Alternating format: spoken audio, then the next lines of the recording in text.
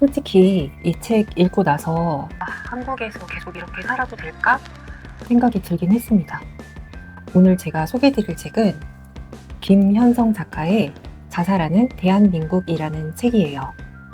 우리 한국 사람들은 생각보다 소득이 적고 또 그 적은 소득도 높은 물가나 사교육비 등으로 인해서 굉장히 비효율적으로 쓰이고 있습니다. 결혼이나 출산은 한국에서는 이제는 거의 사치제에 가깝게 되는 지경에 이르렀다고 책은 말하고 있습니다. 먼저 이런 일이 일어난 원인을 좀 찾아보려면 이 책에서는 돈에 대해서 뜯어봐야 된다고 말을 하는데요. 우리 한국에는 과연 한국 사회를 건강하게 운영할 수 있을 만한 충분한 돈이 있을까요? 아니요. 우리는 거대한 경제 규모에도 불구하고 대부분의 한국 사람들이 실질적으로는 빈곤함과 크게 다르지 않은 삶을 살고 있다고 저자는 말합니다. 한마디로 한국 사람들이 돈이 별로 없다는 거예요. 도대체 우리가 어쩌다 이렇게 되었을까요? 한국은 문제의 원인을 제대로 파악하고 해결할 수 있을까요? 이 책 자살하는 대한민국은 해결할 수 있을 거라고 말을 합니다. 단지 제대로 진단하고 과감하게 바꿀 수 있을 때만 말이죠. 지금부터는 제가 읽으면서 중요하다고 생각하는 부분만 한번 말씀을 드려보겠습니다. 공동체를 운영하기 위해서는 돈이 필요하고 또 점점 더 높은 수준을 원할수록 돈이 더 들겠죠. 그런데 만약에 돈은 안 내고 높은 서비스만 받고 싶다? 그러면 그건 어딘가에서 사람이 갈리고 있다는 것입니다. 책에서는 이런 예를 들고 있어요. 밤거리를 안전하게 만들기 위해서 CCTV를 더 추가적으로 달려고 해요. 근데 몇 개 더 CCTV 사서 다는 건 어려운 일이 아니겠지만 누군가는 그 CCTV를 보고 또 관리를 해야 할 거잖아요. 하지만 그 일을 위한 고용은 하지 않는 거죠. 그러니까 기존에 있었던 사람들한테 일을 더 붙이는 거예요. 그렇게 돈을 안 들이고 사람을 갈아서 유지가 되는 메커니즘이 만들어지게 되거든요. 근데 이게 정말 대부분의 직장인들은 무슨 말인지 이걸 정확하게 이해하실 수 있을 거예요. 그렇게 잡다하고 소소하게 업무가 늘고 우리는 계속 피곤해지고 시간도 없어집니다. 사실 돈이 많다면야 당연히 저도 이런 공공 서비스에 돈을 더 내고 싶죠. 또 증세를 한다고 해도 기쁜 마음으로 받아들일 수도 있을 것 같습니다. 하지만 저를 비롯한 대부분의 한국 사람들이 진짜 돈이 없어요.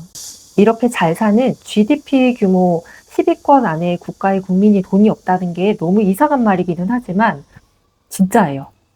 이게 우리가 특별히 뭐 허세나 낭비가 심해서 그런 것도 아니고 한국인이 특별히 이기적이라서 그런 게 아닙니다. 그런 이유가 아니에요. 한국은 진짜 물가가 높은 나라예요. 그 중에서도 특히 식료품 가격은 전 세계적으로 가장 비싼 수준입니다. 그래도 우리는 아직까지는 부담이 되기는 한데 일상생활에 큰 영향을 미치는 건 아닌 것 같아요. 왜냐면 우리가 다른 나라에 비해서 상당히 많이 먹고 있어요. 통계를 보면 우리나라가 채소랑 과일 같은 것들을 선진국의 다른 나라들에 비해서 2배 이상 많이 먹고 있고 또 해산물 같은 경우에는 섬나라인 일본보다도 우리가 더 많이 먹고 있고요.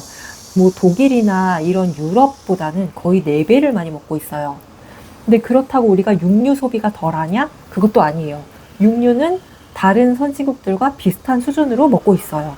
그러니까 결론적으로 우리가 먹는 양이 다른 나라들에 비해서 굉장히 많습니다.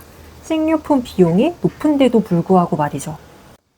더 문제인 건 식료품의 가격의 상승 속도가 전 세계에서 가장 빠릅니다. 그 이유는 사실 농업 생산성이 낮기 때문이에요. 미국의 대평원에서 막 트랙터가 자동으로 수확하는 쌀보다 한국의 좁은 평지에서 노동자들이 직접 수확하는 쌀은 당연히 더 비쌀 수밖에 없죠. 쌀을 수확하는데 비용이 더 많이 드니까 그럴 겁니다. 그래서 한국의 식료품이 더 비싸요. 그래서 이 영세한 농업을 보호하기 위해서 우리나라에서는 농가 소득을 보전해주기 시작했거든요.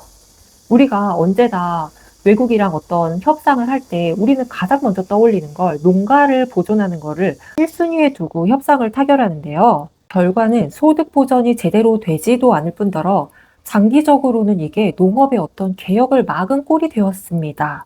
어디 그뿐인가요? 이게 도시화로 인해서 농가 면적은 계속해서 줄어들고 농가 인구 또한 같이 감소를 하고 있는데요. 그래서 이래저래 농산물이 계속 비싸질 수밖에 없는 구조가 만들어진 거예요.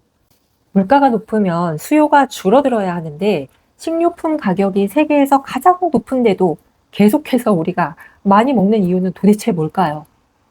그건 첫 번째로 에너지 물가가 싸고, 두 번째로 한국의 사회 간접 자본 비용이 싸고, 세 번째로 서비스 물가가 싸기 때문이라고 이 책은 말하고 있습니다. 이게 무슨 말인지 한번 살펴볼게요.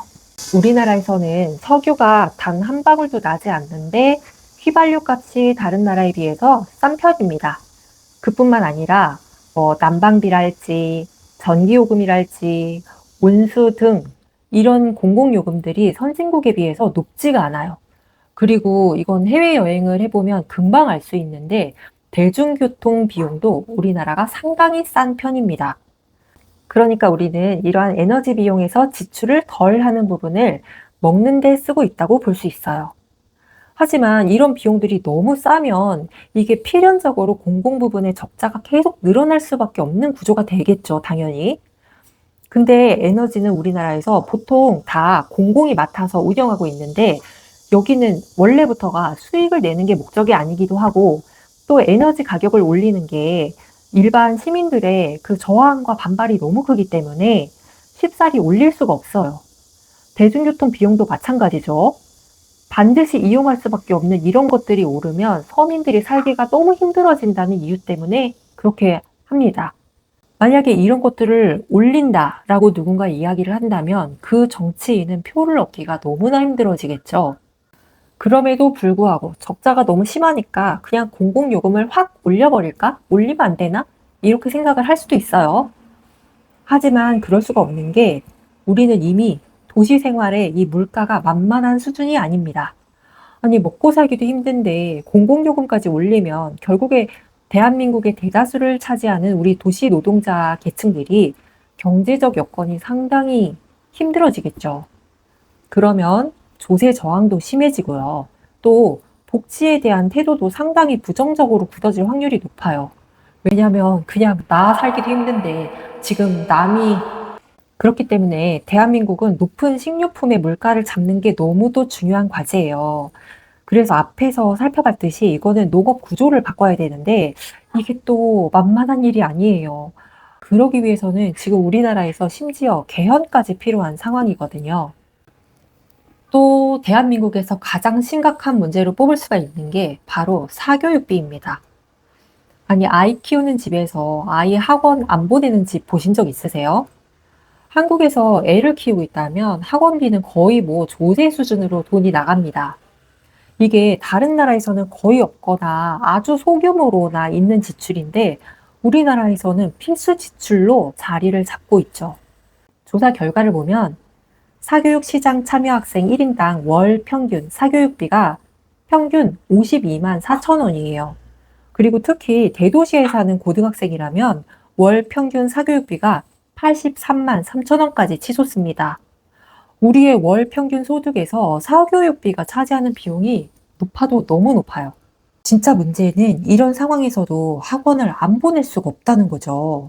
비싼 생활 물가, 사교육이라는 제2의 세금, 그리고 낮은 공공요금, 이게 너무나 오래 지속되다 보니까 우리 한국 사람들은 이런 구조가 너무나 당연하다고 여기게 됐어요.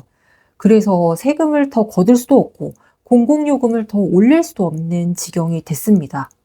우리는 세금을 더 내거나 공공요금을 더 부담할 만한 돈 자체가 없는 거예요. 게다가 우리는 서울에 집도 사야 되잖아요. 우리는 과연 이런 대한민국의 문제를 슬기롭게 해결을 할 수 있을까요?